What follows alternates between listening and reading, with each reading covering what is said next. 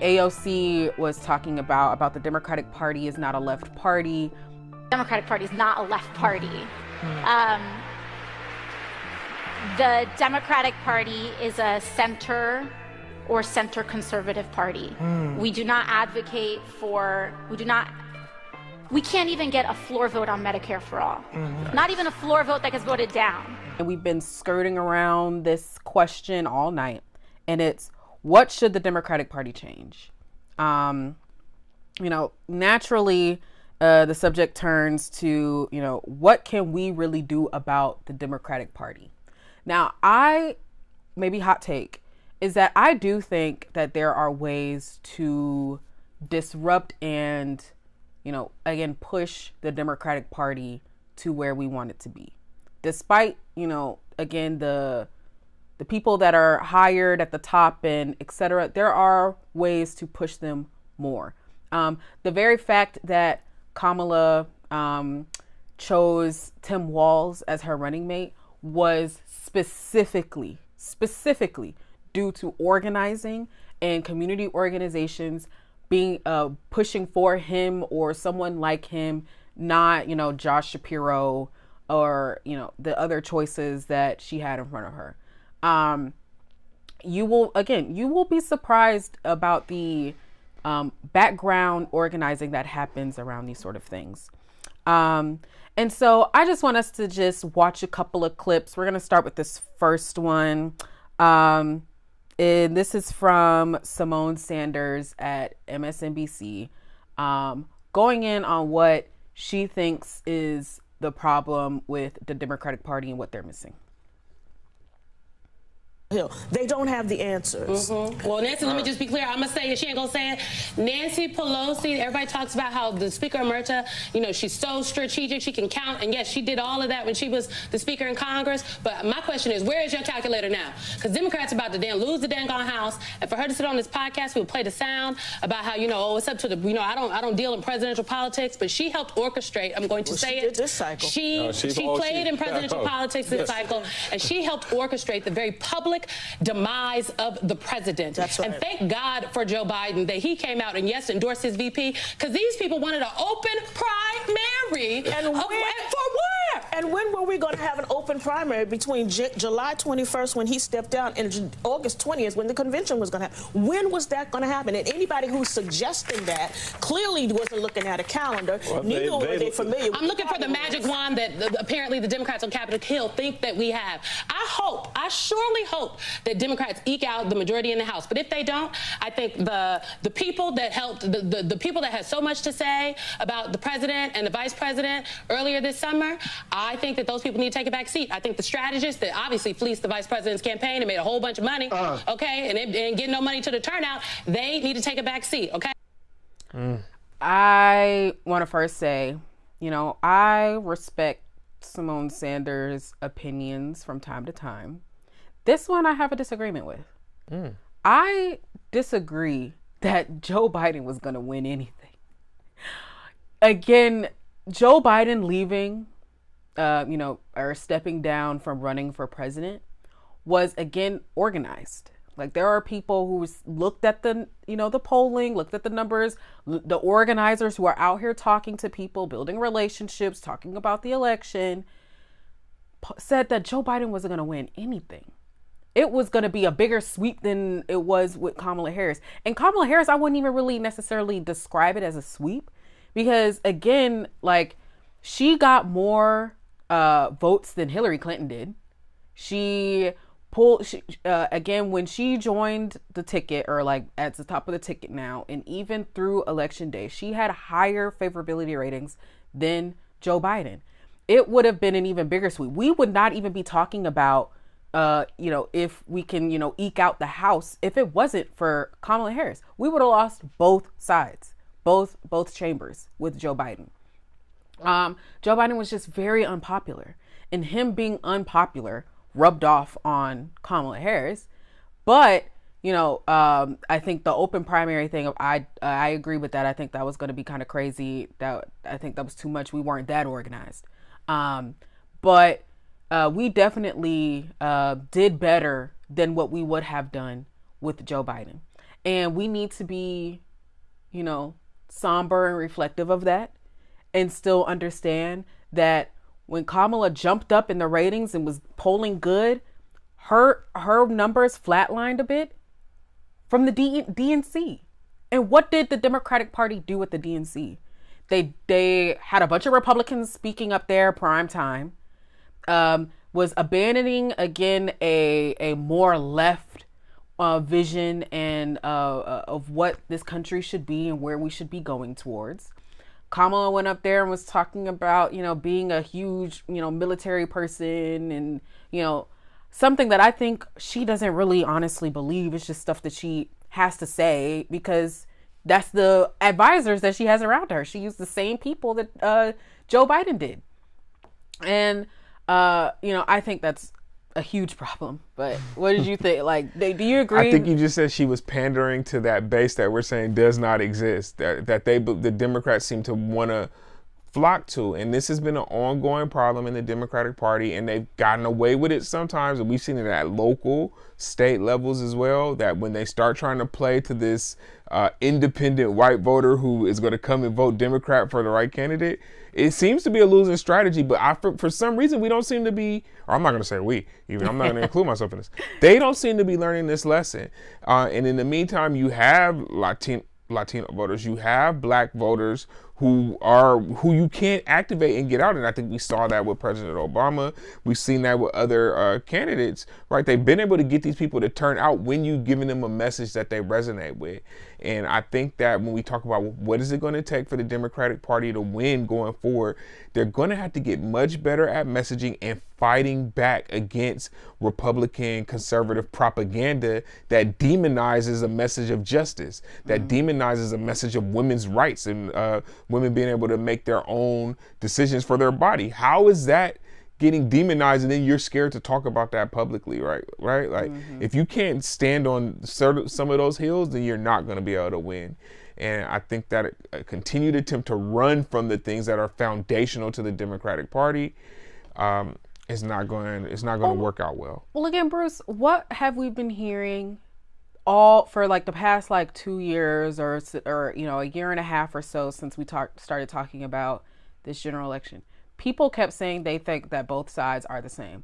Now, whether you and I agree with that sentiment is beyond the point, because I definitely do not agree. I think the Republican Party should not exist. But, if people are perceiving that both sides are the same, then you need to be drastically different. I would never want nobody to compare me to no Republican. You will never confuse me as some conservative, because, I'm not that. And the Democratic Party does not do that. Why would somebody want to sit here and choose between, a white supremacist and, a white supremacist in rainbow, you know, like it makes no difference. We want something drastically different. That's why Bernie did so well. He did so well because he was drastically different. People perceived him as drastically different. And whether the other, these elitists think that Bernie Sanders is not that different, that's their opinion. But again, the perception of the American people want something drastically different. I also think, and this is a new thought that I'm having, there needs to be a respect that there is a coalition within this party and that one side cannot win without the other. And this is difficult, right? But we need to kind of look at it as almost like we're on the same team, even within the Democratic Party. There's different components and we need to respect each other and find ways to work together. I think you have kind of like your progressive group. I don't know if black people exist as their own wing within the Democratic Party or their own component of it, but there is definitely black interest. There's other interests as well. And then you have that moderate or even sometimes that conservative white element that will vote Democrat, and they are there and should be respected. But if that group is the minority of the party, then they should not be making all the decisions and policy agenda for the party. And it seems to be what's happening sometimes, especially at the local level, that they are dictating things, and it does dissuade people from being supportive of the full party or turning out in the numbers that we need to be successful. We know that weird white voter is a minority if it exists at all, because what was the percentage of white people that voted for Donald Trump? And what was the percentage of black people that voted for Donald Trump? Yeah. Black people voted for Donald Trump like 10%, 12, something like that. White people voted for him like 70%, 60%. Like that white person doesn't exist. So I think if those folks were here, they would argue that those swing voters shifted over to Trump. But again, we didn't see the higher turnout for Trump. He got the same numbers again, suggesting that the swing voter is not the person who's doing it. He's getting his same consistent base out. So it's saying that we got to get the Democratic base out. And when we seen the base come out in large numbers is because the candidate excited them. The candidate was giving something that resonated, a message that people wanted to support. Like you said, drastically different. I'm going to do something for the people who are supporting me. And I think the Democratic Party is going to have to finally fully commit to that. And again, Kamala Harris did have that excitement. People were excited about her until we started hearing more and more and more from really people around her, not even really from her exactly, that they're trying so hard to, again, tack to a Republican Party. Like, I mean, when the DNC happened, and again, you saw the polling after the DNC, it stagnated. And some of them went down. And again, we know that because what was the narrative and stuff and the perception of the DNC afterwards was that they ignored Palestinians and did not give them a chance to come and speak. They had Kissinger and all them other like war hawks up there speaking prime time. Like, you know, there was some other good. I mean, I love that they had the Fain guy, Sean Fain from, you know, the what was it, the UAW, and, you know, some other progressive people, but they were way early in the afternoon. Like, people were not paying attention to that. And then they didn't even talk about it afterwards. Yeah. And, you know, oh, go ahead. Did you? No, I just think what I hear you saying a lot of times when I play football, I've been on a team that was not good before, right? And something we used to talk about very often is like beating yourself, where you make so many mistakes, their opponent didn't really have to do anything special. And I did see a lot of that from the campaign. Now, as we could look back with hindsight to say, like, particularly on Gaza, some of the rhetoric there just kind of was, you couldn't make it any different from what the other side was saying. And there were other issues as well. And I think Bernie Sanders spoke to that recently, saying that it almost appeared as if the party had abandoned the working class people. And if that's not the case, then they should have been more clear in their messaging on this is how we are aligned and working with the working class to separate themselves from their opponent. And let's talk to that point, because I think we have something lined up. What AOC was talking about the Democratic Party is not a left party, and you know, to that point of what Bernie Sanders said, and I'll say my opinion after we watch this. Democratic Party is not a left party.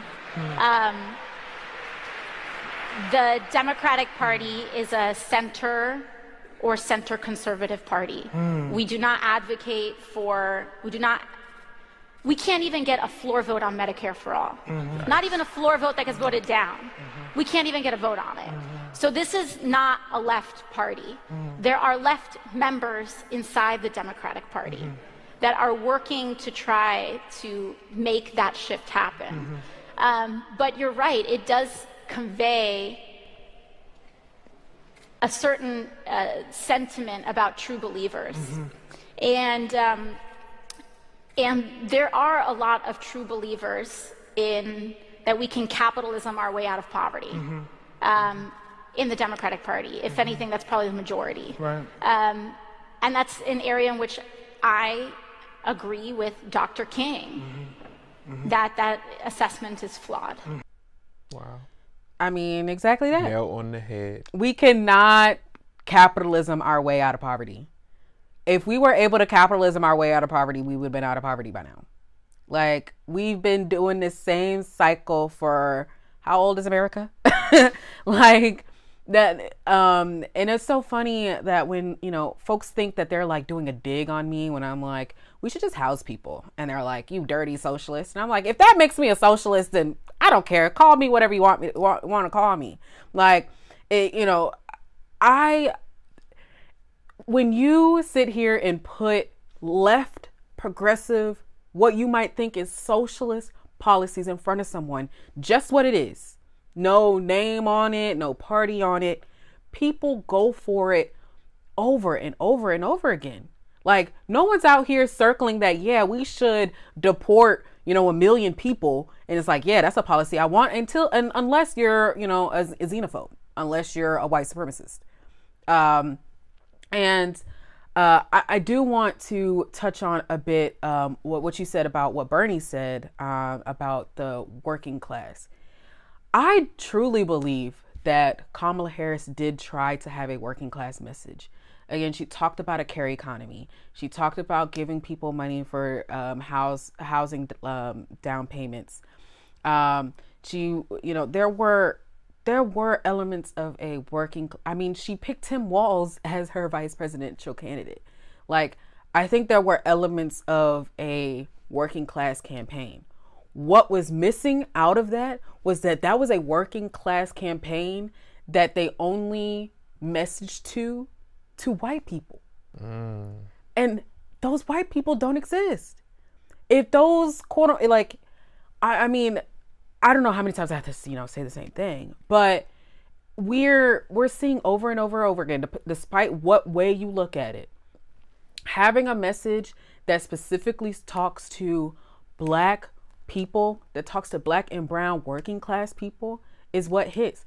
I know the narrative right now is talking about the Latinos, and, they voted almost 50-50 for Trump. And, I hear you and I get it. But I know from, again, my work in organizing and being around immigrant communities is, a short story is that I do a training to various groups of people that helps them become better community advocates. And I showed a video of Fannie Lou Hamer's speech at the DNC in the 60s.